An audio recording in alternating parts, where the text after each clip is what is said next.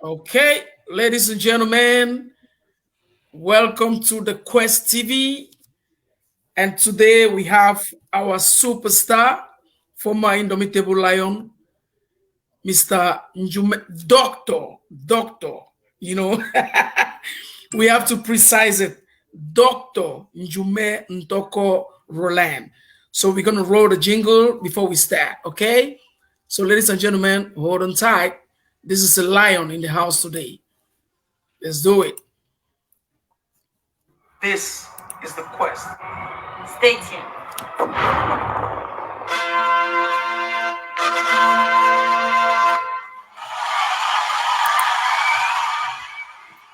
Bundes, popularly known by best friends and colleagues, and called by the name Bundes. He was born and bred in Victoria, Limbe. From the Lexport Limbe to the world, Njumen Doko Roland is our next guest. This is the quest.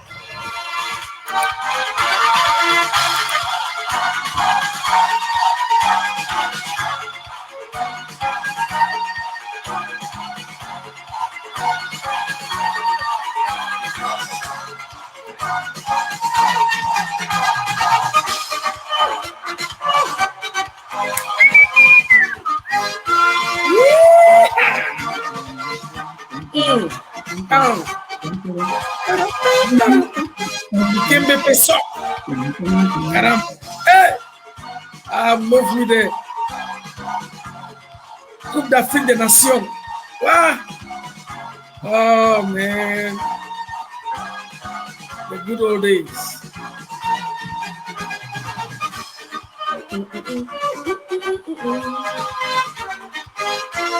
Oh, yeah.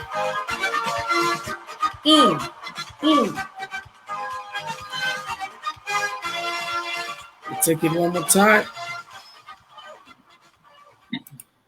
This is the quest. Okay. Stay tuned.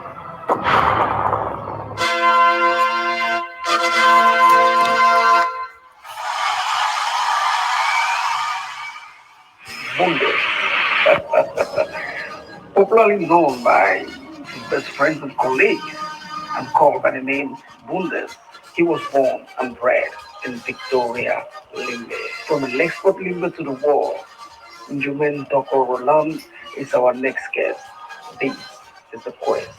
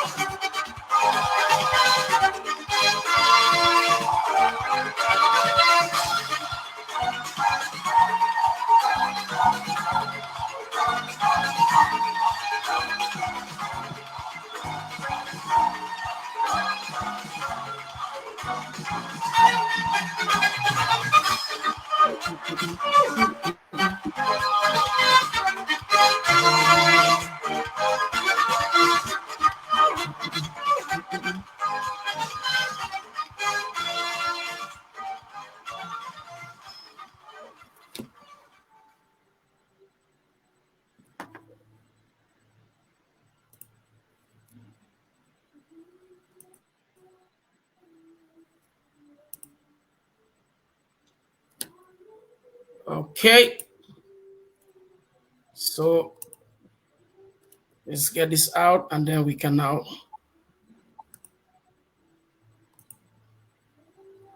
So, Mr. Njume Ntoko Roland, the indomitable lion superstar of the 90s, right? So, dear brother, how are you doing today? Good afternoon. Good afternoon, Mr. Tony. How are you doing, man? Thanks for having me. Good. I'm good. Thank God, man. After so many years, a long time, we find you again here in the United States, in Dallas, most precisely, right? That's where you reside, okay? Yeah, I reside in Grand Prairie, which is another little city out of Dallas, out of in the outskirts of Dallas. Yeah. You see, Jumen Toko, we have a lot of things to discuss about. I don't know if we're gonna have enough time to talk about all these things, but if we don't, we can't finish them. Next week we'll have you again in our show. But there's a lot of people when I told them that we was gonna have you on our program, they was like very excited because they are comparing your football style with the young footballers of the Indomitable Lions today. And there's a lot of complications, there's a lot of comparison, there's a lot of judgment. So now, first thing we want to ask you, who is Ntoko Roland? Yeah, it's very difficult to talk about yourself. You know that, right? Yeah, Yeah. of And course. yeah, I'll start by saying that in a nutshell, yeah, Ntoko Roland is it's a father, it's a husband, it's a Mhm. grandfather, and yeah, I am a chiropractor by profession. Yeah, and I am kind of like I'm blessed with with three beautiful kids. I have a wonderful wife. Yeah, I'm living my dream. Yeah, and some people chase their dreams, but I'm Yeah, I'm living my dream. So what I try to strive for is being the best version of myself every day. Yeah. awesome. So yeah, I can't despite all the the hurdles and challenges that we face, you still have to be a better person, Yeah. So in a nutshell, like I was saying, yeah, I am uh, a blessed human being, So I would say that'll be it for now. Mesdames, Messieurs, pour l'introduction en français, n'est-ce pas? Nous sommes aujourd'hui avec l'international, l'incontournable, monsieur le docteur, il faut donner l'accent sur ça. Docteur, n'est-ce pas? Médecin, monsieur Njoume Ntoko Roland, ancien lion indomptable du Cameroun des années 90, il a joué avec, n'est-ce pas, avec les coéquipiers comme Oman Biyik, Kana Biyik, les Koundé Manuel, je dirais Antoine Bell, n'est-ce pas, Songo et consorts. Alors aujourd'hui, nous avons un entretien vraiment palpable par rapport à notre temps qu'on a avec lui cet après-midi. Et nous sommes aux États-Unis, en plein Dallas, où il réside aujourd'hui. Et on continue nos questions. Pour ceux qui sont en train de nous joindre dans ce moment, vous pouvez poser vos questions sur Facebook Live et on va voir et on voit comment Ntoko puisse nous donner des réponses vraiment adéquates. N'est-ce pas? Notre prochaine question va à l'endroit de M. Ntoko. So Ntoko, what is becoming of the former Indomitable Lion? Even though you've said a little things like in the first question, but we want you to reiterate these things, what is becoming of our former so dear and lovable Indomitable Lion, Njume Ntoko? Yeah, thanks for that, That's a very good question, yeah. And yeah, like I said before, yeah, you talked about being a mom.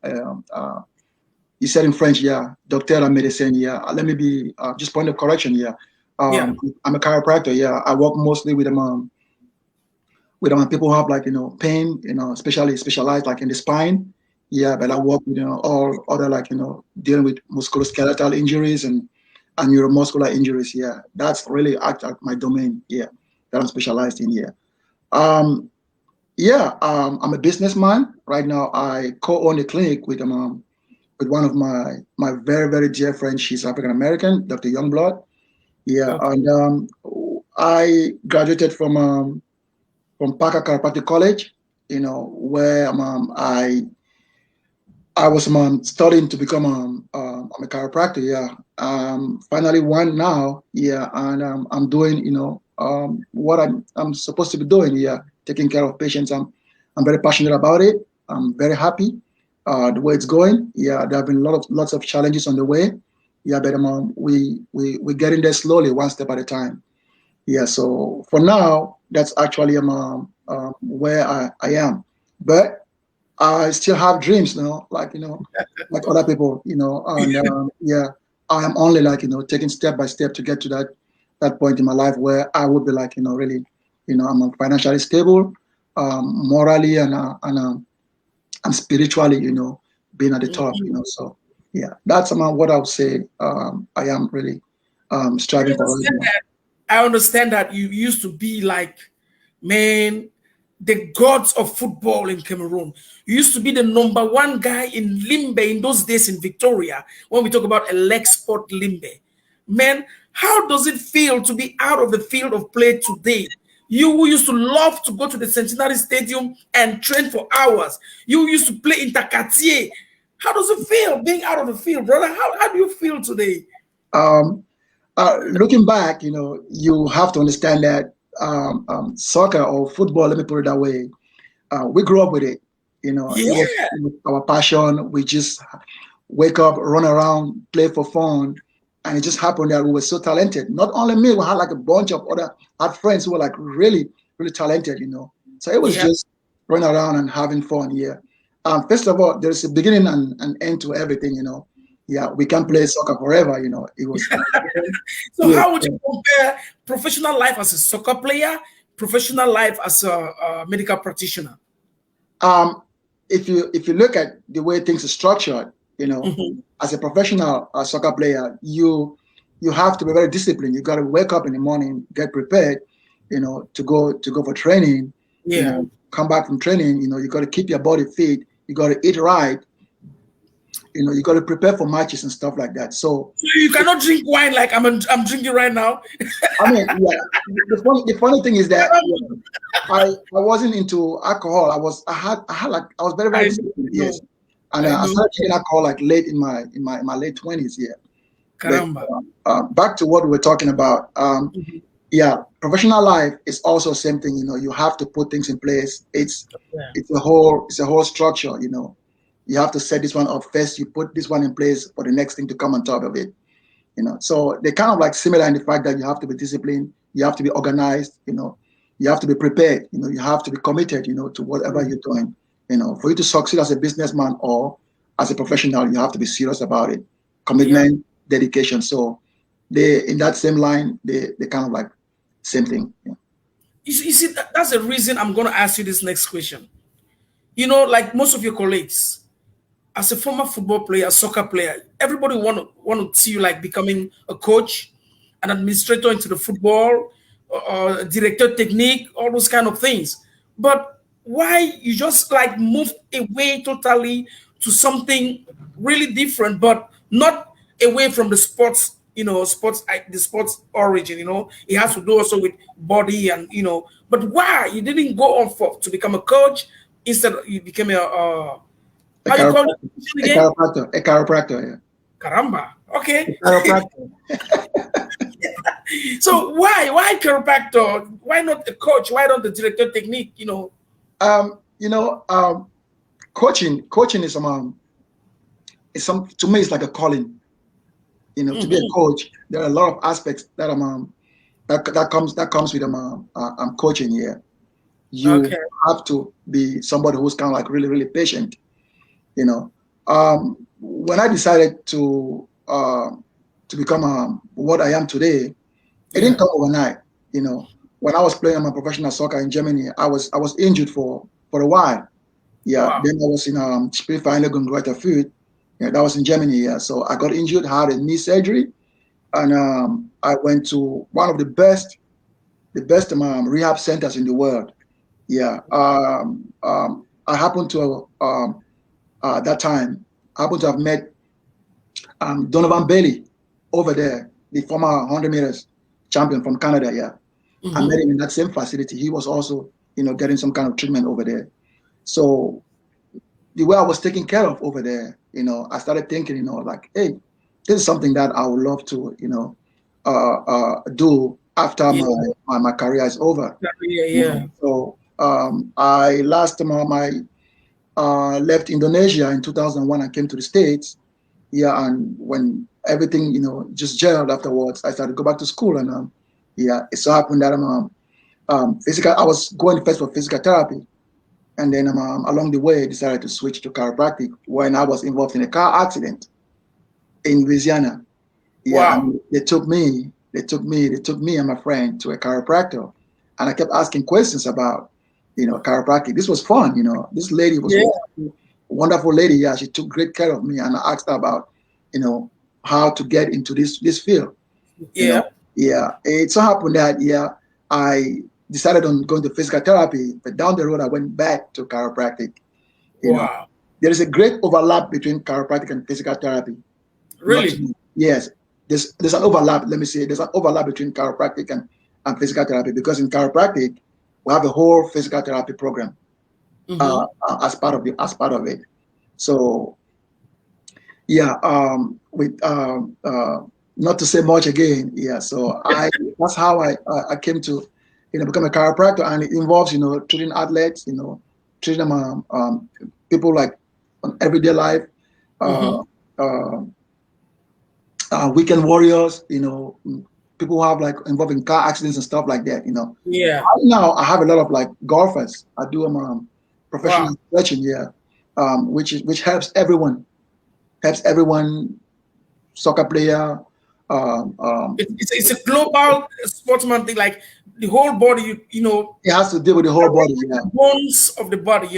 everything is connected. Everything starts from the brain, your spine, and then it goes out to various parts of your body. So it's fun.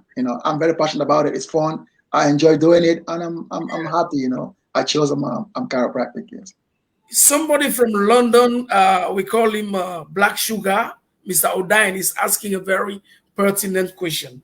You see, today, most youths happen to abandon totally education to concentrate to become football players, soccer players.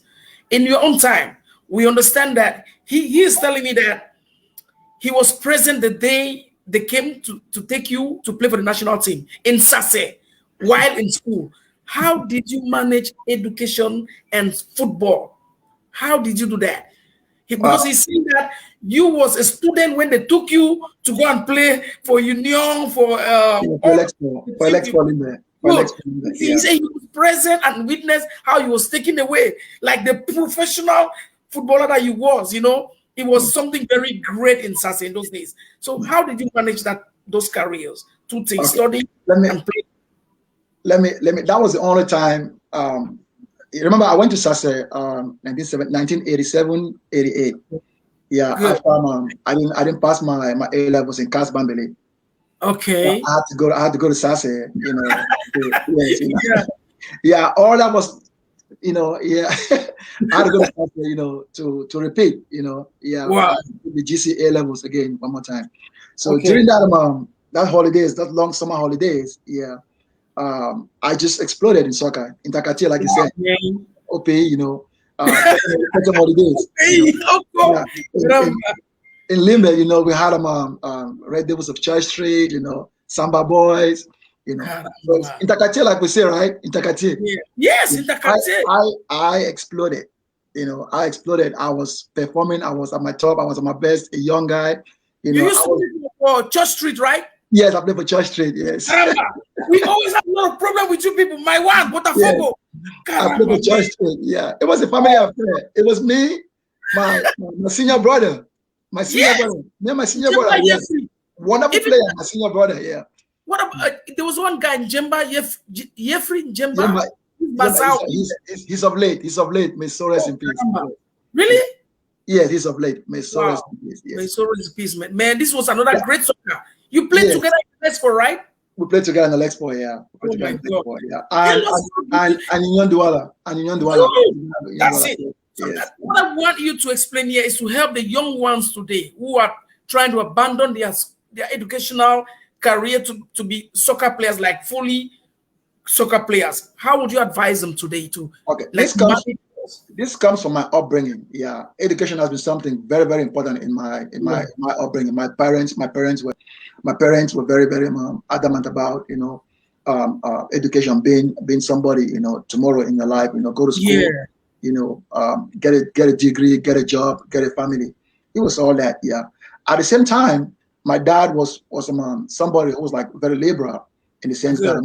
he will support you whatever direction that you take. But I knew personally that down the road, I needed something. Even if I played soccer down the road, I needed something to fall back onto, So, and that was what my education.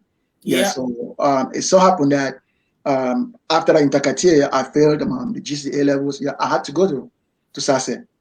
You know, so I Wow. had to go to Sase, you know, the boarding school, another boarding school, you know, where the famous Pangando. So teams were chasing me after that in Takati, you know, Yes. chasing me, Kamag Limbe, Lexport Limbe, Victoria United. They came to the house.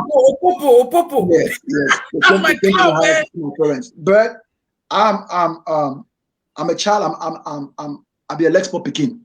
Caramba. Yeah, Okay, yeah, let's start it down. Let's start.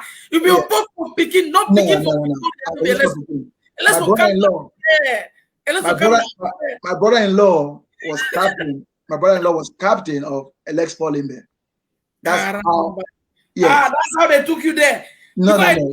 there is there's no Victoria Pekin who is a lesbo. They are all lesbo came after Victoria United now. No. How- With the few and the proud, the Lexport, the few and the proud. You know. So you know. The few Alex Pop supporters, you know, they'll make more noise than the large Opopo supporters. You know that. You know, we run a mile. Opopo is Victoria. Full stop. We don't want to know about it. Okay, if you say so, let's go look at the records. You did a very great job with the Lexport, man. You took a Lexport to the first division. Mamma mia, it was wonderful. You know, Oh my God, that's what was that? the smoke detector. Yeah, she'll take care of it. Yeah, that's fine.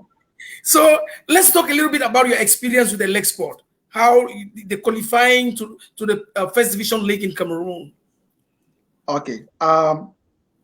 Those are one of my great memories that I have with soccer. Yeah, my best time. We that same year, I was in Opa. something. It's okay. It's okay. Go ahead. The smoke detector. Okay, it passed. Yeah. May that smoke there. No man or smoke for it. Now what is it? No. I think Madam is cooking something down there. Okay, she's cooking African. Yes, I had to come hide in the guest room to be able to talk to you without interruption. Yeah, you know. Let's talk about our Lespo and Opopo. Yeah, you asked me about how did the Lexport go to first division? Yeah. You know, so yeah, that was in 1989, 90 season. Yeah, good. But I was with Sase. You know, I left Sase. You know, came back, passed my A levels then, and then came back. Was playing. I played like the first 6-7 matches. You know, and then decided to go to school. My dad said, "Hey, you're going to school." Yeah, so I went to Nigeria. I was in University. I was in University of Calabar. Yeah, I went to Nigeria. You know? I remember that time most guys who had the advance were going to Nigeria for university. Yes. I went to Unical, so Unical, you know. So I was over there. You know, my mind was still back home. You know, I wanted to play soccer. You know, I wasn't feeling it, bro. I wasn't feeling it. So, you know, and I told my dad, you know, hey, you know, I don't like this place. You know, I want to come back. I want to come back, you know. I want to come back and I really follow my passion, follow my heart. Yes. Know? So that's where I look at my dad today. I know he was like, you know, he was a wonderful dad, you know, wonderful dad. Very wonderful. Yeah.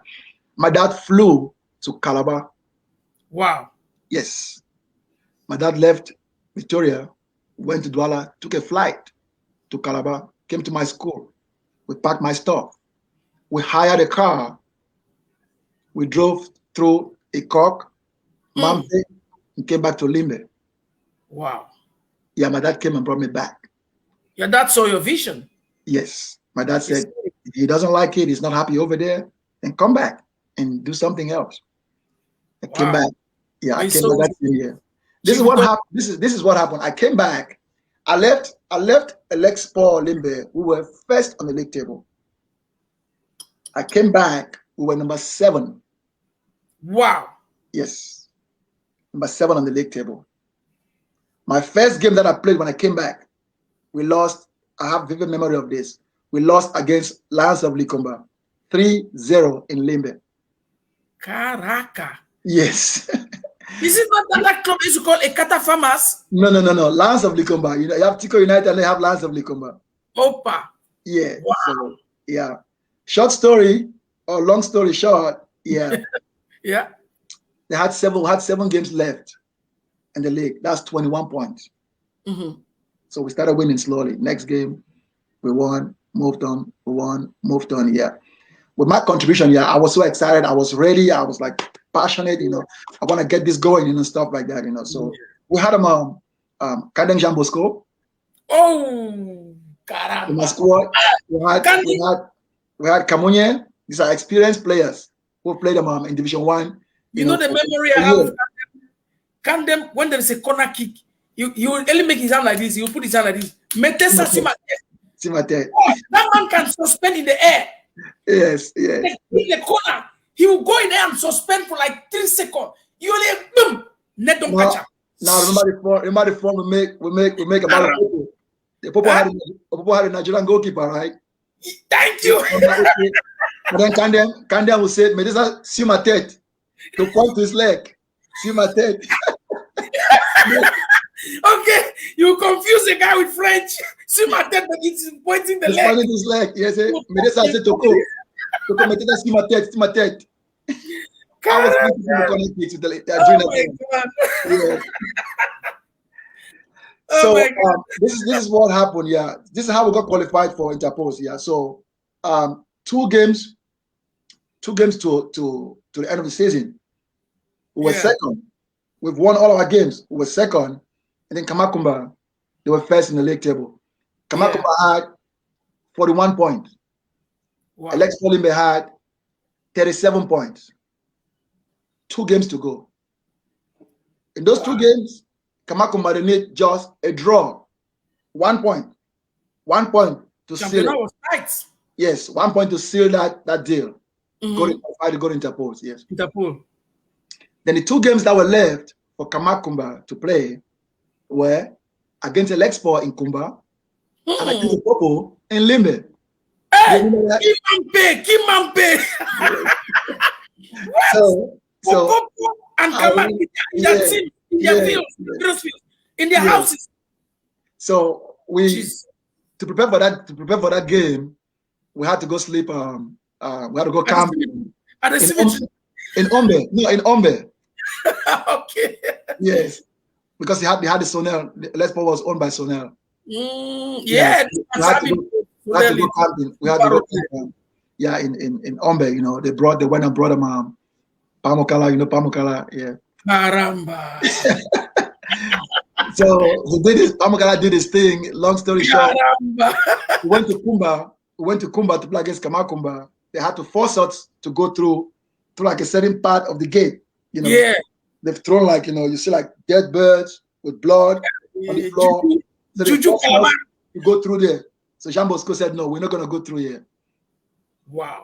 Went around the St. John stayed in Kumba, the field Kumba, St. John. Yeah. So went around, so they packed the bus that were inside. So we had to go on top of the bus and then jump now and jump into the field.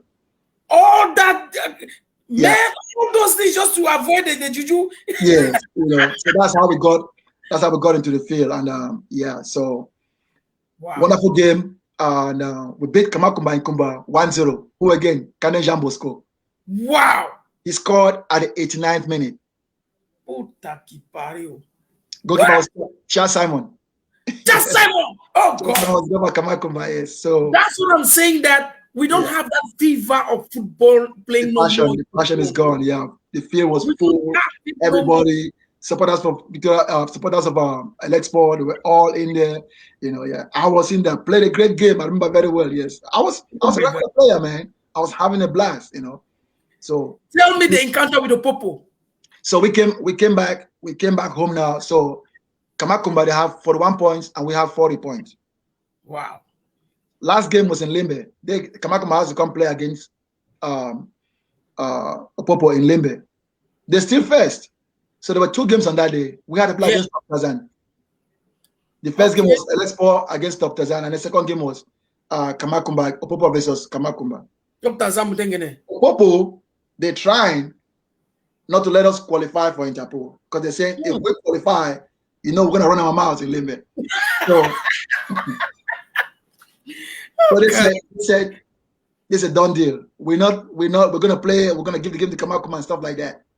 Yeah. The SGO of Limbe, the captain of the barrack, the military in the barracks of Manawabe. Manawabe, yeah. they came to Opopo and told them that if any player, if you attempt, because this is about the legacy of Limbe. It's not about Opopo anymore. Thank you. It's no more about Opopo.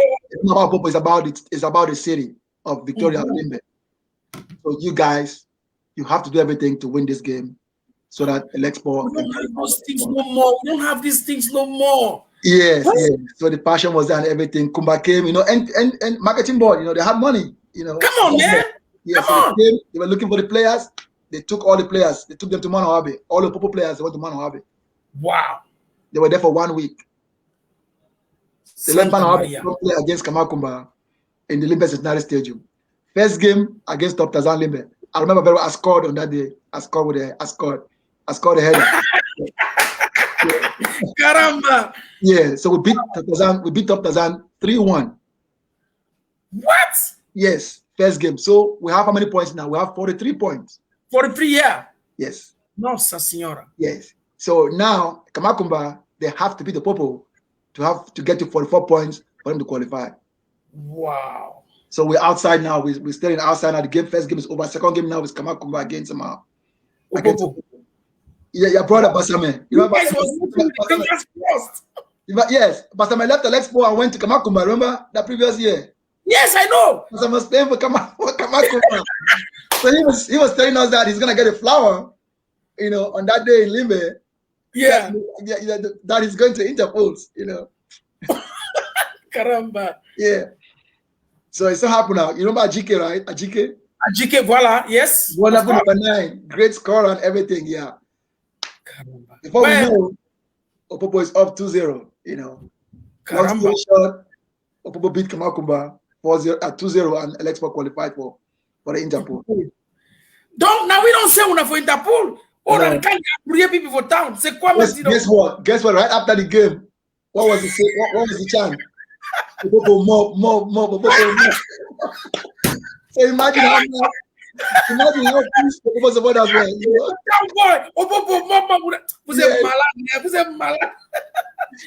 Oh, caramba, man. So it was really fun back then, man. I assure you. I remember we used to go as kids to get into the field of play. We don't even have money to go into the field of play. We'll just be hanging behind those people who are paying their tickets going. We'll just hang like, I'm your son for today for this match. As soon as we cross the entry, we abandon the test. We are just going to get our own position towards the game. There was a hole behind the Centenary Stadium where when you can't get in the main gate, you go through that hole. And you still have to pay in that hole. You still have to pay. There's somebody there, the security. He's collecting, yeah. It is 100 francs you give to get in. Oh, man. Soccer was wonderful. The passion back then was amazing. Oh, come on, man.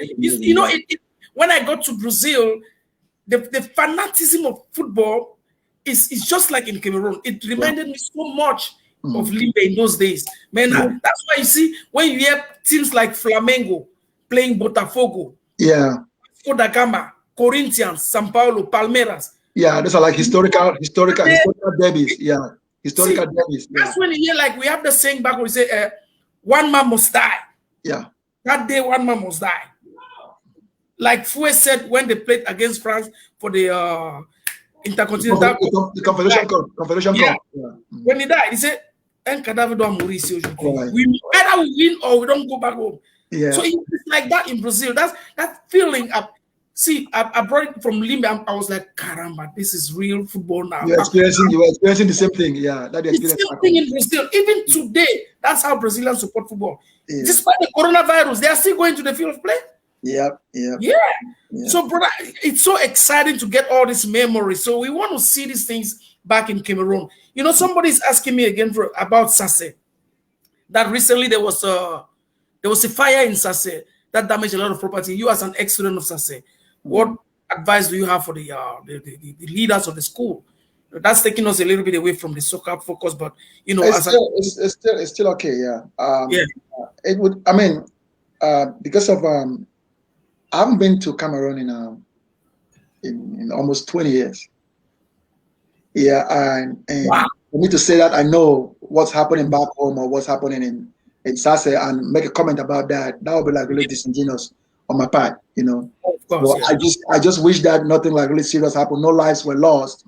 That's the most Mhm. important thing to take out of it. No lives were lost, Yeah. and they should be able, you know, to figure out what really happened and make amends based on, you know, based on what really happened. Yeah, and you know, back home, they wouldn't. If it was over here, there would be like kind of some kind of like a serious investigation, you know. Thank you. Yeah, but over there, you know, they're gonna like sweep it under the rug and then just Yeah, as usual.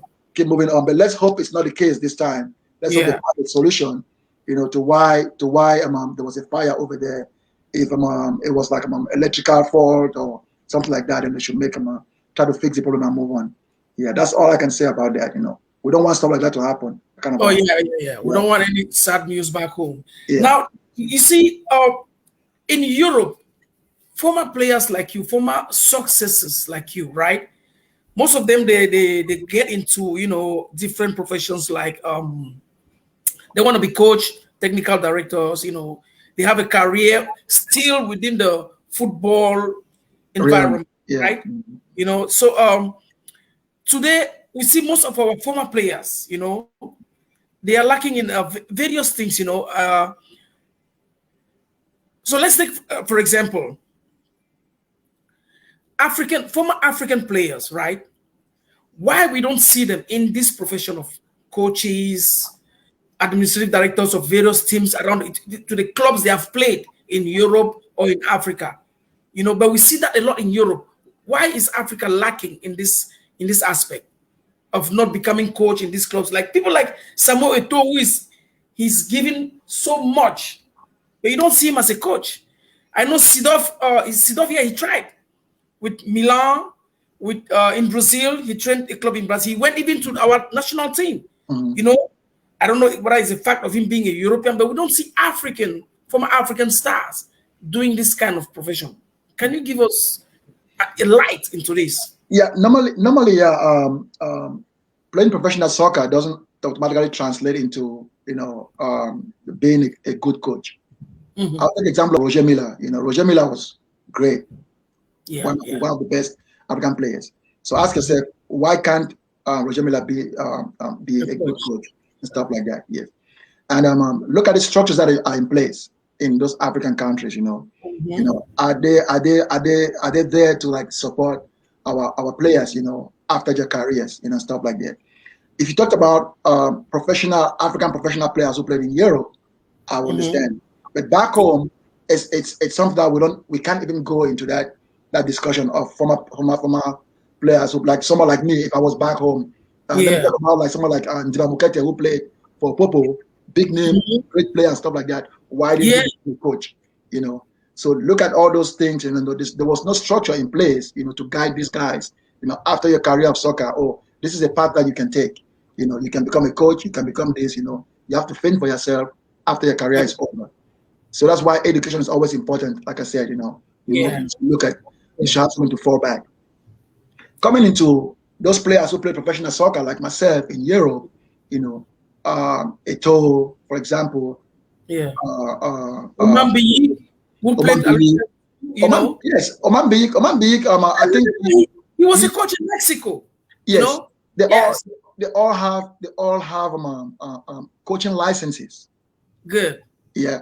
But I think what you're actually talking about is you want to see them coaching those clubs that we see on TV, right? Thank you. We watch soccer and we see Oman Biyik is a coach in Rennes in France. It was coach of Chelsea and stuff like that. Amen. We don't have to. We shouldn't forget that we you know, we're from Africa. We're black. It's a lot of things that go on. That it's politics. It's I would throw it out there. It's racism, you know, and we all see what's happening, you know. Where up till today, you know, players in England have been insulted just because of the color of their skin and stuff like that. You won't believe that. So imagine the going through those challenges and becoming a coach, a black coach. They gave Lampard a chance to become coach of Chelsea. They gave him what's his name, John Kelly, a chance to become a coach of what? Of was the assistant coach of Aston Villa. Yeah. So look at who those players who are having those chances, who play soccer. Drogba is a good example, right? You think Drogba can be a coach? He can be a good coach. Yes. Would they give him a chance? Would you hand Chelsea to Drogba? Wow. No. But they gave it to who? They gave it to Lampard. So you see Yeah. what I'm going? I don't want to call it, but you see what I'm going, right? Yeah. I got you. I got So, you. so there's a lot of hurdles on the way for you to become like a coach in a top team. You know, but Patrick Vieira, he coaches with what team? He was supposed normally, you know, somebody like a Patrick Vieira should be coaching Arsenal. Yes. They didn't give him a chance. Who's the coach of Arsenal today? Caramba. Arteta, right? This is terrible, man. So you see, they gave Arteta a chance, right? But Yeah. they didn't give Patrick Vieira a chance to coach Arsenal. That's why Eto'o, They have the same qualifications. Yeah. They have the same FIFA license, soccer license, and everything. So what's the reason behind that? Can you tell me? He was successful. He was one of the greatest players Arsenal ever had. Of course. Look at Patrick Vieira's career. Look at Arteta's career. Both great careers. Wonderful careers, man. Why can't they try him? Why didn't they give him a chance? You know, to become the coach of them. So there's a lot of stuff behind it, you know. So those guys, they do their best. Song is a coach back home. They all use the licenses in France. Yeah. You know. So yeah. There goes really a complicated topic, you know. It's a taboo topic, you know. It is. It's not taboo, but it's very sensitive. It's very sensitive. Yeah, very sensitive. That's all right. You know, I get emotional when I try to talk about things like that. Because as in my career in Germany and in Slovenia, I experienced racism. So I know about all that. You know, and coming out and becoming a coach again as a black guy, even though you've made your name, it's that circle. It's to penetrate that circle to get into that really that niche. You know, it's gonna be difficult for former African players. You know, even though they've made your name. Let's go back home. Let's have a little insight of the Indomitable Lions today. Okay. From your own point of view, even though you've been out of Africa for so many years, right?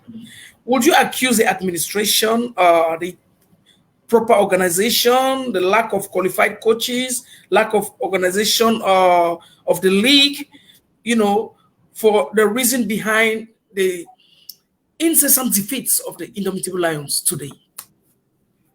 That's a very good question. Yeah. If you look at what's happening back home, I don't have a full it's not like I have like a praise him or look through and then say, hey, this is actually the problem, you know, going back home. You go back to the basics, go back to the fundamentals, you know. Yeah. Do they have a structure in place, you know, for success? Do they have like organizational skills, you know, to like, you know, to put up, you know, structures that help to improve like young players, you know, or do they have a structure in place that will promote professional football in Cameroon? Guess what?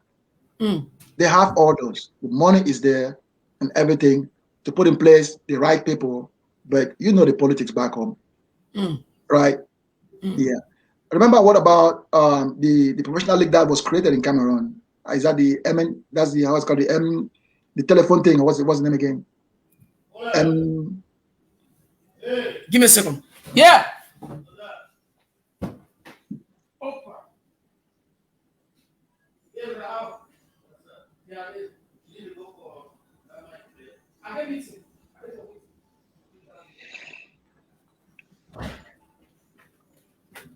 I'm sorry about that, brother.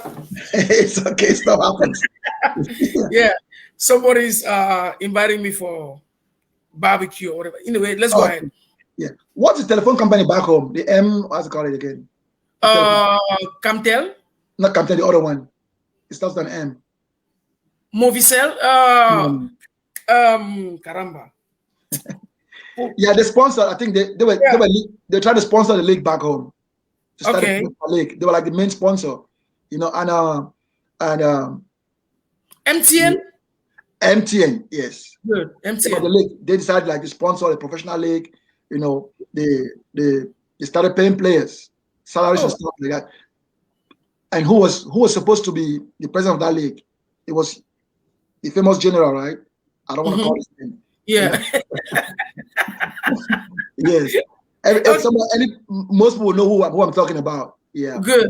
You know, that was a good opportunity for the league to become a semi-professional league or a professional league where players get taken care of, players have salaries and stuff like that. But okay, it all went down the drain because people were like selfish and you know, didn't want to pay. They don't believe that players should be earning this kind of money. You know, they feel as if no, oh, this is enough for them. This is enough for this. I have to take the lion's share and stuff like that. So how can you really succeed?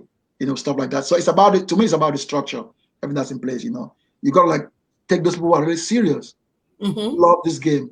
You know, like former players. You know, who like really want to see other players. You know, they've gone say through. that again.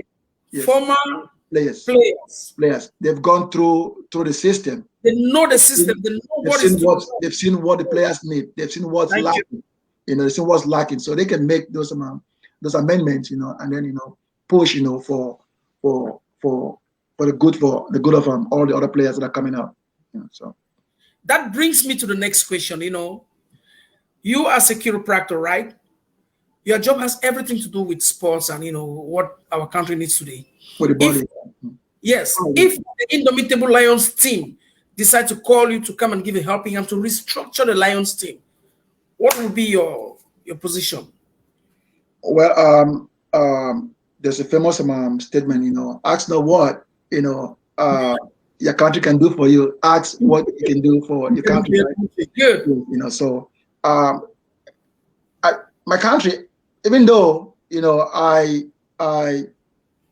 know about the really rough times that we had in the national team and stuff like that.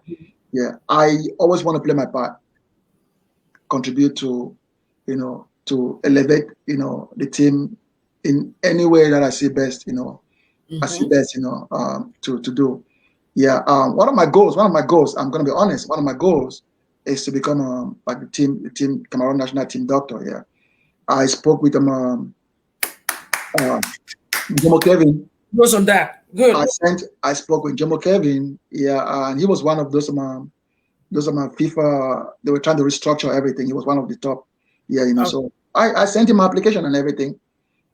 Sent out my application, sent out my file, my curriculum vitae, like the call back and everything. Yeah, but so I wasn't considered to as one of the candidates. Yeah, but I'm still gonna push. Yeah, and see where that leads me to. Yeah, my ultimate goal is to work with my team, provide them with the best medical care, massages, stretches, proper training, proper medical care and stuff like that, So we have all that here in the US, and I think now they have. I believe now there are things in place, with whoever is in the medical team, I believe there are things in place where they have proper care of the players, but I don't know much about that, I just assume, You see, when a child is sick, we should call that child a sick child. Our football federation, FECAFOOT, today is very, very sick. And I believe that as a nation, we all can contribute in one way or the other. In any way we can give any help, any soutien to bring the FECAFOOT to what it was in those days. I think that our leaders should let us come and give that help. Today we have FECAFOOT at loggerheads, 2 groups, president who is suspended. So I'm looking at FECAFOOT today. I'm like, what is really happening to our football federation? So you, as a former Lion, as a former international striker, what would be a word of advice to our FECAFOOT today to restructure it? That's a loaded question, man. Oh yeah. No, when you talk about FECAFOOT in Cameroon, it's a very, very sensitive matter, Yeah. I know.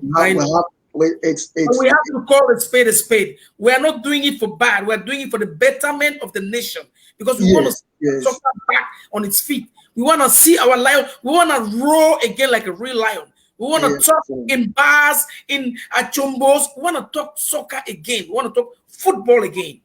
And if FECAFOOT is sick, we can't do that.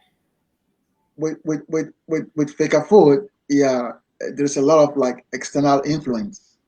Thank A you. lot of external influence. Yeah, so it would be like really, really difficult, for me to like say, this is what needs to be done. They know what needs to be done. This is just a fact. They know they choose not to do the right thing. Thank They you. know the right thing. They know that this is what they're supposed to do, but they decided not to do it. That's exactly what's going on. If they give you, for example, Cameroon national team qualifies for the World Cup. Each country that qualifies for the World Cup, they receive an amount of money sent to them. Yeah. That money is for what? For preparation, for player prims, Yeah. to play this, to play this, to play this. Yeah. So, do you think the FECAFOOT officials or whoever is like running the FECAFOOT, do you think they do the right thing? Putting that money where it's supposed to go. They know it's supposed to go here, but they don't do it. So what can you say? That brings me to this question.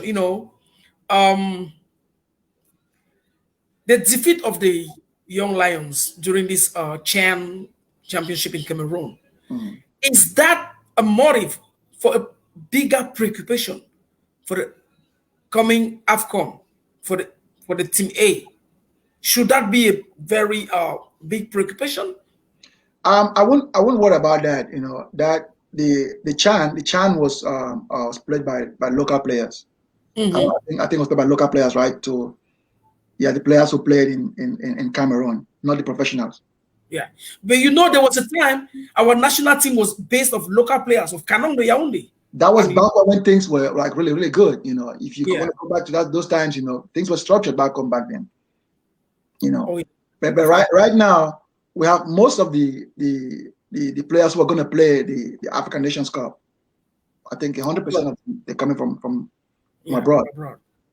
Yeah. So I won't worry about the performance of those young players who played with the CHAN and think that because they played bad, it's gonna reflect on the performance of the other squad, the main squad that's gonna take place that's gonna play the African Nations Cup. I won't say that. Despite all these difficulties that the national team is going through, if you look back, we still won the African Nations Cup. Like I don't remember of recent. Yeah, recent. So yeah. That tells me there's some kind of substance still in there. Blessed nation. Soccer-wise, Cameroon is blessed. So that tells me that there's hope. There's hope. Less administration, but when it comes, the boys, when they want to give their mind, they really give their heart to play. Yeah, there's hope. There's hope. We just need to put the right infrastructure and the right things in place, and we'll get better results. With that. That's how I say it. Better organization, better leadership, better preparation. That will always be enough. Enough of troubles. Let's come back to the great moments of Ntoko Roland at the Indomitable Lions, man. How was your first experience with the Lions? How was it? How was the steps that took you to the Lions?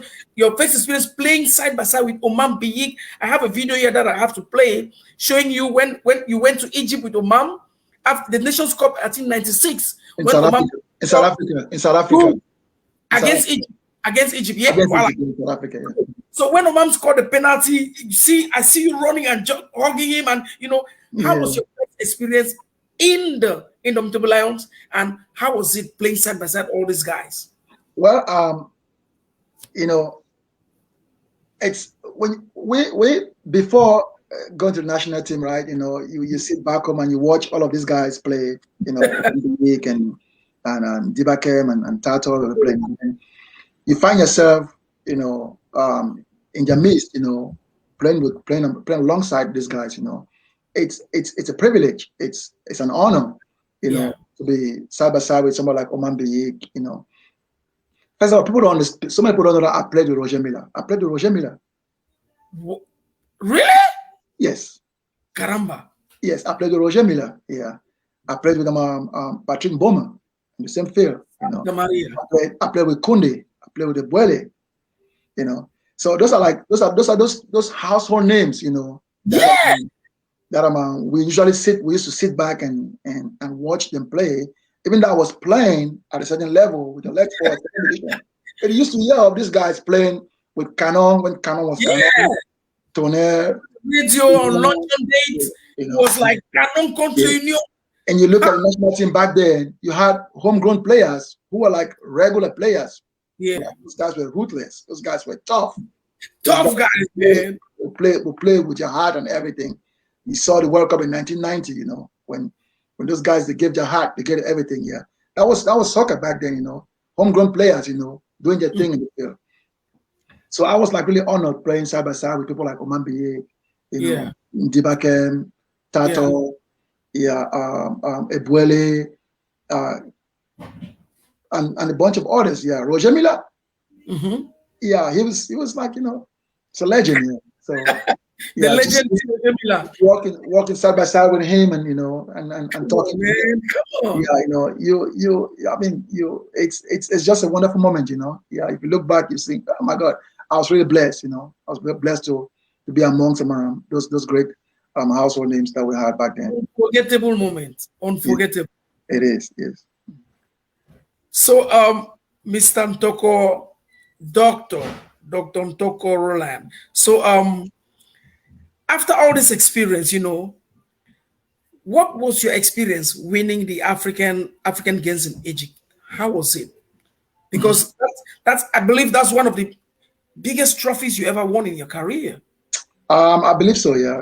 Especially representing, putting on the green, red, yellow. Thank you. It's a badge of honor. Yeah, you're playing for your country. You represent your country. There's no better feeling than playing for your country. How was the experience carrying the gold medal back home? Yes, So in Egypt, yeah, we had, I think, one of the best espoir on that 23 squad. I think Cameroon can think of. Yes, I had players alongside Alium Buka was the goalkeeper. The goalkeeper. Yeah, Alium Buka. We had we had Mbarga, we had Bekombo, we had myself, Issa Pius, Lady Yemba Jeffrey, Late Chifru. Let me tell you, we had 5 Anglophone starters in that team. Wow. Yeah, I got to stay there. You got you, Zimbabwe. We had 5 Anglophones who were starting each game. It was Who are me. those? You? It was me. It was Issa Pius. Issa Pius. Issa Pius, Late Yemba Jeffrey. Yemba Jeffrey. Yeah. Mwanjo is an Anglophone? Mwanjo, yes. Mwanjo and Chifru, Late Chifru. Chifru. Wow. So the starting lineup, 5 of us, Anglophones. We coach, we call him Mamaye, Sadi Jean-Pierre. Sadi Jean-Pierre. Is this the same Sadi Jean-Pierre who was at Brasserie, called the Brasserie, the football? Yes, that was Sadi Jean-Pierre, yes. So we had him, back then the technical director was, I think, late Philippe Redon. Yeah, the French guy. Yeah, so he joined us in Egypt. He was overseeing all the training sessions in Egypt and stuff like that, So he loved me personally, yeah. So he came to my room and asked me, hey, Toko, j'ai vu comment tu te places sur le terrain et ça me donne envie de rentrer au stade. Tu lis bien le jeu. Once he stopped the training and was telling the other players about, let them watch how I play. I'm not trying to boast of my talent and stuff like that. One of the best things that I know about myself is reading the game, how to position myself in the field. That's one of my biggest sports, So he was watching me playing the training. He stopped the training. Wow. I remember very vividly. He said, guys, I want to tell you something. I like just watching him, how he moves in the field, how when the ball moves to the left, he moves 1-2 steps to come out. Déplacement in the stadium. Yes, So, he was very happy with my performance. Yeah, the main guy, Philippe Redon, the white coach. I know him. I remember. Yes, Philippe Redon. Yeah, so he was very impressed with the way I played in Egypt and stuff like that. So he came to my room. I was sharing a room with my late friend Yemba. We were like always together. Yeah, and he came to my room and he asked me, we're neighbors even, Yes, my neighbor who played together in Lexpo. Yeah, so he asked me, hey Toko, pour toi, dis-moi pour toi, qui est le meilleur 6 au Cameroun actuellement? And I remember very well, I told him, Numbisi played for Tonnerre, like a little short black guy. He was a good player, you know. Yeah. I said, pour moi, je pense que c'est Numbisi. Il y a beaucoup de très bons milieux de terrain au Cameroun, mais pour moi, honnêtement, c'est Numbisi qui est le meilleur 6 au Cameroun actuellement. Là. Et il me dit, non, pour moi, c'est pas Numbisi, c'est toi. C'est toi le meilleur 6 au Cameroun. Wow. Ça, c'est merveilleux. Ouais, c'était merveilleux. Donc, ça m'a donné vraiment envie de continuer, envie de travailler. De donner un plus. De donner un plus, ouais. Donc, alors, monsieur Tonko, quelle est votre expérience à l'étranger, le football étranger? Comment était votre expérience? Comment est-ce que vous avez vécu ce football qui est différent de la nôtre?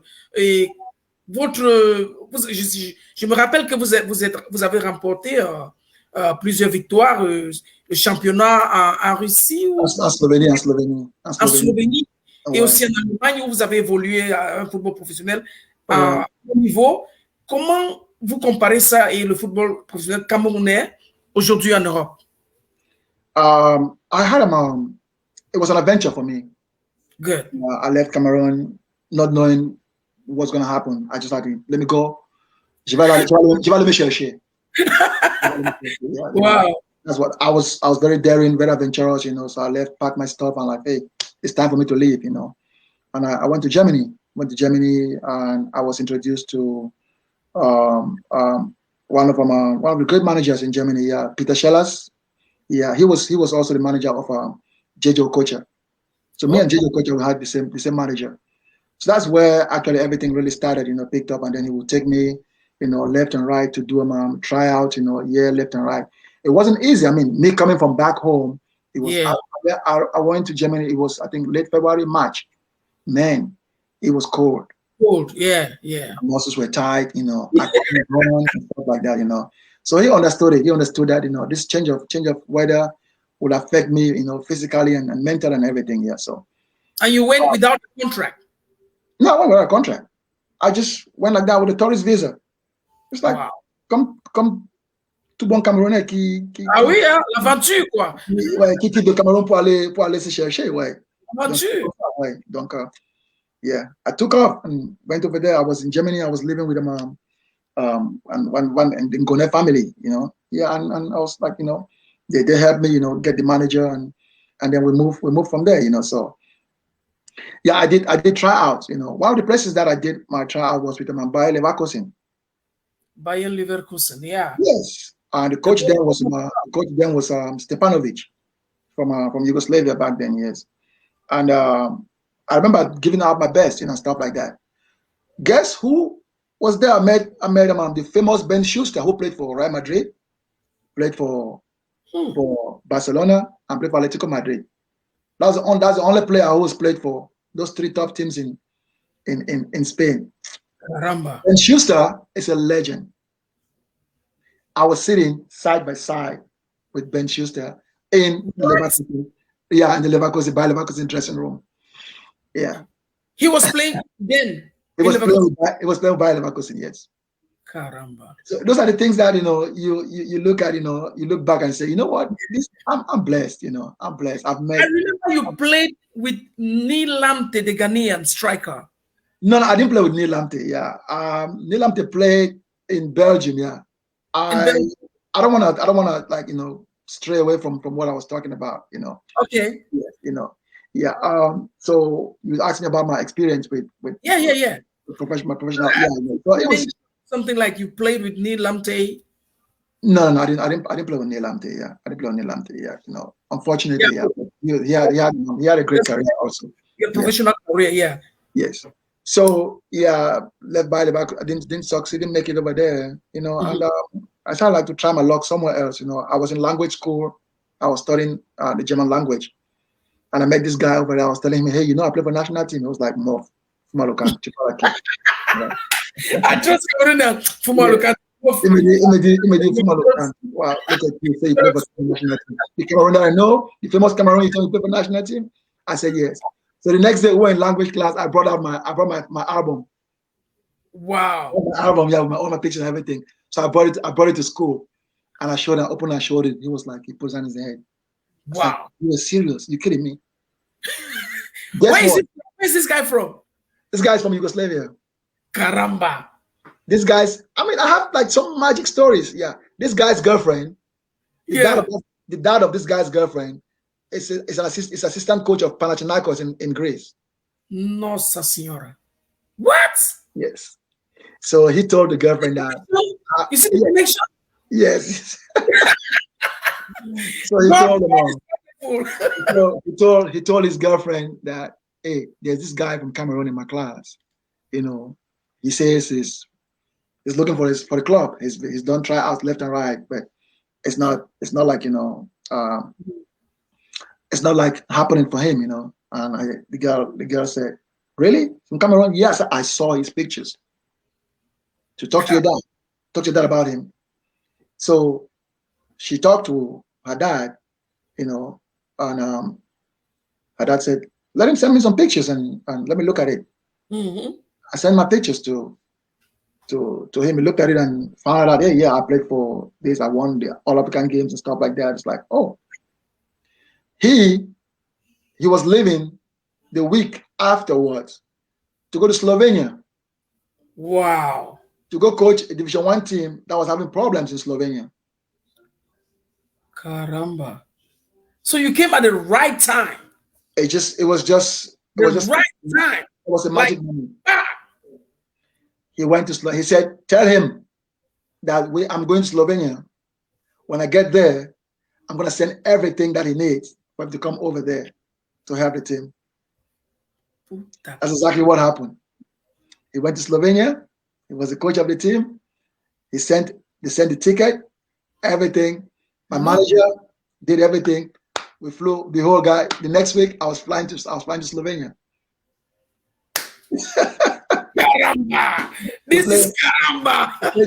To play Division 1 soccer in Slovenia. Yeah. Jesus. Yeah, you know, so we went to Slovenia. Man, I was like, this is my time. The coach. This is time, brother. This is my time. The coach, like, he welcomed me. He introduced me to the players, all the guys, the Yugoslavian guys and stuff like that. I was the only black. Slovenia. No, Senora. I was the only black. And then there was another Brazilian who was playing for the top team. Another brother was playing for the top team in Slovenia. So 16 teams in Slovenia, Division 1. I was the only African. I think I would say I was the only with two blacks. The black who was playing for the top team, this Brazilian guy, and then me. This was in the 90s. This is 1994. No. What? Yes. This is 1994. Yeah. So, man, I just came. I was like, this is my time. I worked hard. I played. You know, I made my name for myself. I made a name for myself. For half season. I tell you, half the season. Half season. Yes, half season. Your club became yeah, half Novo Mesto. Unfortunately, they didn't make it. But this is what happened. Yeah, we did everything. I was the star of the team. I did everything. I scored 8 goals in half season as a midfielder. Caramba. Yes, free kicks. You know, I was the boss in the field. I was just myself. I was at the top of my game. Guess what happened? The team that came third in the league, they bought me over. What? Yes. They took you from the club that brought you in Slovenia. Yes, I went to the team. I went to Publicum Telia. Wow. From Publicum Telia, and that's another city first division team in Slovenia. Mm-hmm. Then from there now, I came back home on holidays. Yeah. I went to Yaoundé to talk to Nyonga, the coach Nyonga, about the team that I was playing. Yeah, he told me to join. Bell was having his jubilee back home in Cameroon. Nyonga told me to join the squad. Wow. Yes. That's how you came back to the Lions. That's how everything just picked up. Yes. Wow, man. Yeah. You have a great story of soccer. Yes. Guess what? I came back after Bell's jubilee. I went back to Slovenia. I played a full season with Publicum Telia. Became the best foreign player in Slovenia. They gave me a watch, a Jacques Le Mans watch. I will never forget it. Wow. Yes, I was best foreign player. They gave me a Jacques Le Mans watch as prize for that. Then again, see what happened. The team that was champion bought me over. What? Wait a minute. So your story was just moving from one to the next to the, like you just from the last team. I came from the last team to the third team to the first team. Santa Maria. That's how I jumped. Yeah, I played for yeah. Madre de Dios. Yeah. Wow, man. Yeah, I played for Olympia Ljubljana. Yeah, awesome. Champions, yes, So I played there. I played with them for 1 year, and yeah, I played the Champions League. So many people don't know I played the Champions League. I played the Champions League. Yeah, I saw it somewhere when I was reading. I played against Babangida of Nigeria. Yes, we played against them. He was playing for Roda Kerkrade in Holland. Wow. Yeah, so when I played against them in Holland, we lost 5-0 over there. 5-0. Yes, in Holland. We came to Slovenia. They came out to Slovenia and played. We won 3-1 in Slovenia. Me and Babangida, we exchanged our jerseys. Okay. Yes. Black border. Black border, yeah. See, look at what happened. Yeah. Babangida, I beat in the all African games in Egypt. Yeah. Babangida was in the Nigerian squad. I was in the Cameroon squad. What? We met our path crossed again. For meeting again, it was like history being written, Our path crossed again. So we were talking about it. Oh boy, now they don't say now you make it kind of attack.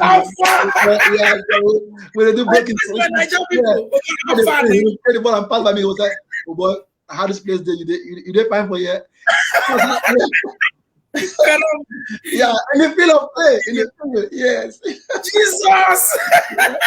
Oh boy, you did here. Yes, yeah. So after the game, we exchanged jerseys. Wow. I went to the hotel, and we had a great time, That's wow. And guess what? That jersey that I took from him, I had number 11 jersey, I had number 7. Guess where that jersey ended? Guess where that jersey ended? Where? With our boy Kale. Kale used to play in Holland, right? No, Kale was back home then, yes. I gave him that jersey, that orange jersey. I gave it to him, number 7, Babangida. That jersey, I think there was a magic in that jersey because he ended up going to play in Holland. Yes. I gave him. So stories, yes. Yeah, it's magical. All these stories, there's interconnection, intertwine. It's magical, brother. Man, you had a very wonderful career and it was a great moment today. I did. Alors, chers amis, nous avons parlé aujourd'hui avec l'ancien international camerounais, ancien lion indomptable camerounais, monsieur Dr Ntoko Ndjoume Roland, et nous arrivons presque à la fin de notre émission. Oh, caramba. Nous arrivons presque à la fin de notre émission, malheureusement, et nous aurons plus de temps encore, peut-être si on a le temps avec lui, peut-être dimanche prochain, nous serons toujours ici pour parler football. Cette fois-ci, football camerounais, parce que nous voulons voir les Lions améliorés. Nous voulons voir les Lions au niveau où ils étaient auparavant. Nous voulons voir les Lions plus grands, plus géants de l'Afrique. N'est-ce pas? Monsieur Toko, vous concordez avec moi, n'est-ce pas? Si, ouais. Notre pays, on veut tout le bien pour notre pays, ouais. Ah oui. Alors que nous arrivons presque à la fin de notre émission, mais avant d'aller, nous allons avoir des mémoires de la Coupe d'Afrique des Nations. Une seconde, chers amis, let's share the screen with this video this time around. Little moment 96, where we see Ntoko and Omar Biik sharing a great moment of football. Here we go. So... Alors, c'est long un peu là. Vas-y. Hier lässt den Ball von der Brust wegprallen. That's in South Africa. Anschließend reklamiert und ausgenutzt von Ibrahim Ali. Vorher nochmal der Schuss. On rentre un peu, s'il vous plaît. Und voilà, le penalty. Wird sich den Ball. Voilà. Noch einmal Einwurf für Kamerun auf der rechten Seite. Ruud Krol scheint etwas vor zu ahnen. Der Trainer. That's right there. The penalty. That's the penalty. Yeah. So und dann Omam is going to take it. Foul. And this match, I remember it was 2 1 for Cameroon. 1-1, yeah. That's Yeah. what's funny. Yeah. Song was still very young then. Foul von der Nummer 3. Da haben wir es. Ahmed Fausi. An dem bulligen Mittelstürmer. Was that Kunde? Alphonse That was Alphonse Chami. Chami. That's Chami Do you was know foul. that Chami played in Argentina with Boca Juniors? Yeah, Boca Juniors. Yeah. Yeah, alongside he played with Maradona, yeah. Yeah. You know, I used to live in Buenos Aires, in Argentina. Wow. You've been everywhere, bro. You've been everywhere. Yeah, I spent a lot of time in Latin America, so all those countries is like my home. Gas gibt seinem Torhüter Ibrahim Nada noch einige Tipps. There you go, Oman Biik. Oh, this guy was everything for the Lions, man. In each game, we know that Oman at least 1 goal he will score, just like Roger. Er wandelt eiskalt. Okay, there we go. Monsieur l'excellent docteur Njumento Korolan. On va le voir tout à l'heure, qui apparaît. Le voilà. Regarde la jeunesse de l'homme. Look at you, was young, beautiful man. Caramba. You was young, beautiful man. Oh, caramba. Memory lane, man. Those are great times, man. Those are great times. Right? Yeah. Alors, pour ceux qui ne l'ont pas connu, nous avons causé aujourd'hui avec Ntoko Roland, l'international camerounais. Aujourd'hui, il réside ici aux États-Unis, dans l'État de Dallas. Et nous aurons plus de temps, peut-être la semaine prochaine, pour avoir M. Ntoko une fois de plus, pour qu'on puisse élaborer, n'est-ce pas, sur le football camerounais, malgré le fait que nous sommes à l'étranger, mais nous avons aussi quelque chose à contribuer pour la FECAFOOT, les Lions Indomptables, le championnat camerounais, pourquoi pas. Même avec les paroles, il y a aussi les messages qu'on peut passer pour aider, n'est-ce pas, les dirigeants qui sont en ce moment en tête de notre fédération camerounaise de football. So, Mr. Ntoko, last word to your fans, to the world, to Cameroon, to the administration, to the government of Cameroon as concerns football in Cameroon. Yeah, we Cameroonians, we're very passionate about soccer. Yeah. We don't like to lose, right? You know that. We don't want to lose, man. We don't like to lose, yeah. It's just like Brazil. It's just like, do you know that in Argentina, Diego Maradona, they have a church that they go and worship Maradona like the god of football? Did you know that? Interesting. Yes. That's interesting. I was in that church. It's all about Maradona. La mano de Dios, el pibe de Dios. He is God in Argentina. Same thing with Pele in Santos. Yeah, in Santos, yes. Man, this is what we have to do to people like you. Like in Limbe, they have to build a statue of Ntoko. Oh no! What are you talking about? How many heroes do we have as Anglophones? Yeah, I see myself as their home cities should honor them with a statue. They are building a tall statue now, which is something they should have done a long time ago. Look the way you respect their legends. Even in the US, look the way they respect their legends. Well, we come from a different culture, you know. We come from a different culture. We're happy to have contributed, you know, our best, you know, towards. Anyway, this is not your business. It's our business. We're going to mount a trophy in Limbe. We're going to mount that statue in Limbe. Yeah, this is what we do to people we consider they saved our lives. They saved our youth because you made us dream. A lot of young folks today joined soccer team not because they knew how to play football, because they saw you guys play and they dreamed. You know, so many talking about that. So many people followed my path. You know, they saw me. They asking me questions. You know, because I was one of the first. People don't understand. I think I was one of the first Anglophone to go out and play as a professional player, and then called as a professional to come back and play for the Cameroon national team. I was the first Anglophone. You know, so many people, like, you know, they look up to me. Those players back home, DFE, who went afterwards, what's it, Mokake. I talked to Mokake. I'm always in touch with him. Yeah, the Limbe. Yes. Yeah, they're from Limbe. Yeah, and then you have Kunde Malong. Kunde Malong is also from Limbe. Yeah, those are like really? guys go left. Those are kids of Victoria. Yeah, even though they didn't see me play, but they know. I think they know my story. And I'm really proud to see them. Excel, and those who have excelled, Mokake and others. Hey, these are kids from Limbe, and I am also from Victoria. Yeah. Somebody who doesn't know you is asking who is it. This is the famous Cameroonian soccer player in the 90s with the Indomitable Lions. His name is Dr. Njume Ntoko Roland. Mr. Mundo Nyong Thomas from Brazil is asking, who is it that I'm interviewing today? So you now know this is Ntoko Roland, the man you've been hearing about. This is him today live. If you have any questions, just ask him now. Yeah, go ahead, brother, like you were saying. Yeah, you asked me about what the government should do or what people back home should do. Yeah, we just need to continue that spirit of brotherhood, oneness and togetherness. Make sure that this is our beloved sport, soccer. It's something that's united the country for many years. It's unfortunate with what's happening back home today with all the how do you call them? So on, yeah.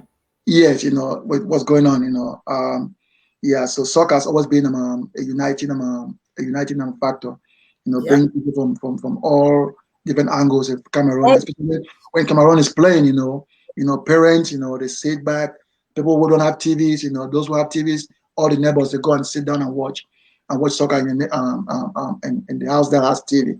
I remember back home we had a TV, and all the neighbors would come and sit down, and watch soccer. It's just a uniting factor. So they should continue in that spirit. Bring this team together. Help. Push our country.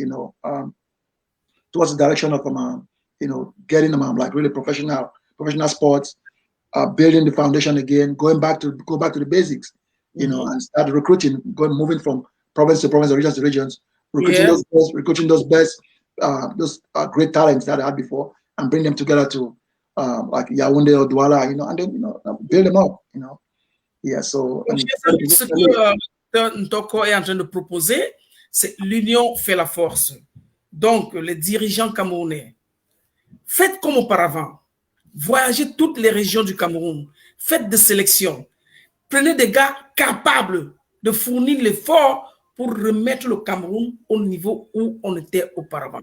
Alors, chers dirigeants, pour nous qui sommes dans la diaspora, nous avons des contributions, c'est de vous donner des conseils participatifs ou non participatifs, mais on parle quand même dans des réseaux sociaux. Écoutez au moins nos voix parce que on est des Camerounais. On a besoin de voir le Cameroun rentrer à ce niveau où il était auparavant. On adore notre pays. Nous aimons notre pays, sincèrement. Alors, faisons le mieux pour notre football camerounais parce que la CAN arrive et ça sera à la maison. Il ne faut pas que l'étranger vienne encore prendre, comme ils ont pris récemment. Il faut que je parle même dans le français de Ndokoti. Ediman, on entend encore qu'un club étranger vienne prendre la CAN. Jamais. Il faut qu'on fasse tout pour le trophée au Cameroun. Ouais. Donc, on ne va plus rentrer jouer. Non. Et on ne va plus rentrer jouer. Canabi, Omam, ils ne vont plus. Roger Mila ne va plus rentrer jouer. Son Bahanak ne va plus rentrer jouer avec son système de Hemle. Il faut que vous ayez le Hemle dans vous. C'est le Hoha. Ça reste chez nous. Comme Okocha avait dit au Nigeria, même quand ce n'est pas resté chez eux, il dit que ici, for years, for Soulere, no way. This cup, they remain here. Mais les Lions ont dit que papa left side. Ouais. So vraiment, thank you so very much, Dr. Ntoko Roland. Thank you very much for your moment. And I hope that we'll have you in future time, to share these experiences with us and, advices for our brothers back home. It was an honor to be on your platform and to share my story and to encourage others, those young ones coming up, So I'm very delighted. Yeah. Hopefully next time, like you said, if I have sometime, Yeah. I'll love to come on and continue this discussion. Thank you so very much. Yeah. Have a wonderful weekend. God bless you and your family. Yeah, thank you. Be safe out there. Okay, yeah. Bye. COVID is still around. Okay. Yeah, thank you. Ciao, ciao. Ciao, ciao. Yeah. Okay. So, ladies and gentlemen, we're just going to do the jingle right now, and then we'll be closing for today. I hope that we had a great moment. We had a great moment with Dr. Ntoko, and I believe that we'll be having again subsequently in the next programs. And today, that's it for today. So let's have the jingle here. Let's have a jingle once again before we close, okay? No,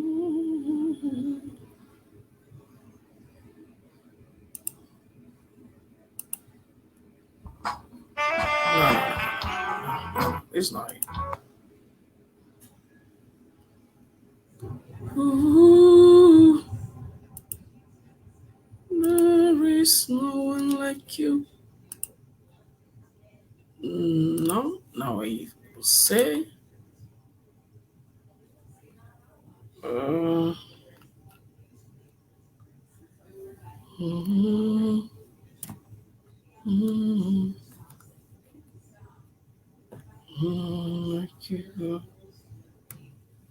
Okay. Abre.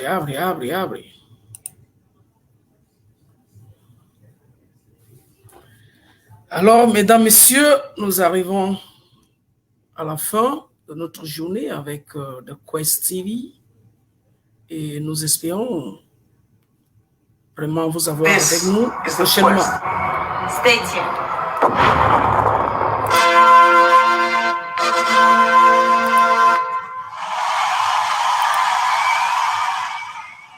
Bundes. Popularly known by his best friends and colleagues and called by the name Bundes. He was born and bred in Victoria, Limbe. From the Lexford Limbe to the war, Jumen Toko Roland is our next guest. This is The Quest.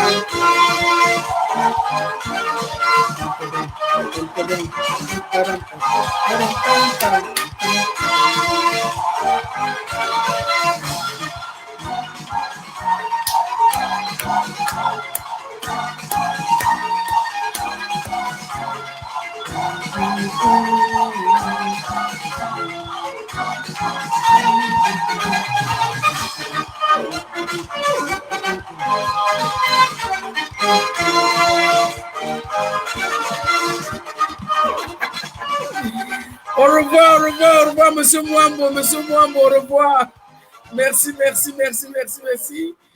Oh là là, Mr. Mwambo, thank you so much for your time, brother. God bless you. Ciao. Ay. So that's it for today, ladies and gentlemen. Hope to see you next week. I want to extend a special greetings to Le General Mopao of Dallas, Flavosferin, to Bill of Dallas, and Mwambo, l'international Mwambo de Dallas. Merci, chers amis. Monsieur Mundo Nyong Thomas from Brazil, thank you so much for being with us. And to y'all, love you guys. Be safe. Ciao.